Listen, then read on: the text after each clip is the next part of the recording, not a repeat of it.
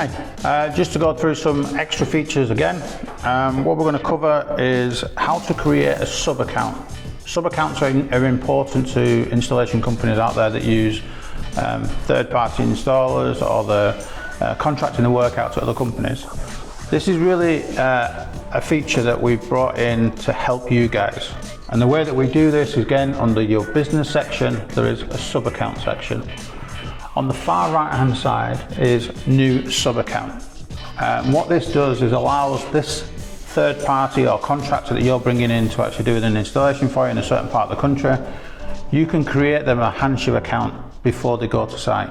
All they then need to do is sign in with the details that you've given them, so anything that they create and put online becomes part of your profile. You will see that station, you will see everything that they do on their site.